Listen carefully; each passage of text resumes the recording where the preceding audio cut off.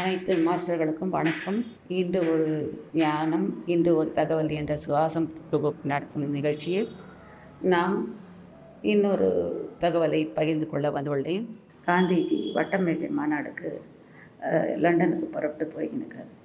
அங்கே பெரிய பெரிய பிரபுங்கள்லாம் கலந்துக்கிற ஒரு இடம் அது, பார்லிமெண்ட். இதில் அத்தனை பேரும் அவங்கெல்லாம் அவங்க நாட்டு முறைப்படி உடுத்தியிருந்தாங்க. காந்திஜி உள்ளே நுழைய விட மாட்டேன்ட்டான் கேட்டில் வாட்ச்மேன். யாருப்பா நீ போகக்கூடாது. அப்புறம் விஷயம் தெரிஞ்சு அவரை மதிப்போடு விட்டால் அவங்களாம் அசூயாக பார்க்குறாங்க. நாங்கள் வேணா உங்களுக்கு ஒரு சட்டை இது பேண்ட்டு கொடுக்குறோம், அதை போட்டுக்கணும் வாங்க, எங்கள் இது இடத்துக்கு இந்த மாதிரி தான் வரணும் அப்படின்றாங்க. அங்கே இருக்கும் எனக்கு தாராளமாக கொடுங்க, நான் வாங்கிக்கிறேன், ஆனால் அதுக்கு நீங்கள் நிறைய செலவு பண்ணுங்க. நான் மாதிரி என்ன செலவு பண்ணோம், இன்னும் மிஞ்சி போனாங்க ஒரு 50,000 ஆகுமா அப்படின்ட்டு அவங்களுக்கு இடக்காரங்க பார்க்குறாங்க.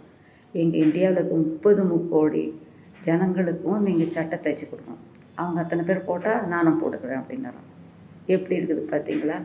இங்கே ஒரு சின்ன சாதுரியமான பேச்சால் அவனுக்கு எவ்வளோ அழகாக புத்தி புகட்டினார் பார்த்தீங்களா? அதுபோல தான் வாழ்க்கையிலையும் நாம் தான் பெரியவங்கன்னு நினச்சிக்க கூடாதுங்க. எந்த இடத்துலையும் வல்லவனுக்கு புல்லும் ஆயுதன்ற மாதிரி அவருக்கு அந்த இது எப்படி நடந்தது பார்த்தீங்களா? ரொம்ப அற்புதமான விஷயம் இல்லையா அது?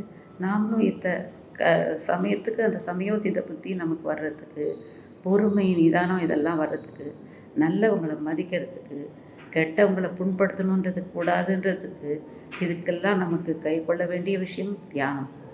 அந்த தியானத்தை கடைப்பிடிச்சோம்னா நம்ம வாழ்க்கையில் நிறைய சௌபாக்கியங்கள் வரத்தோட நல்ல குணங்கள் மேம்பட்டு நம்ம நோக்கி வரும். அதனால் அந்த லக்ஷ்மி தேவியே வந்து நம்மளை ஆசீர்வதித்து அரவணைத்துக் கொள்வார். இதுதான் இன்றைய சாராம்சம். நன்றி தோழர்களே.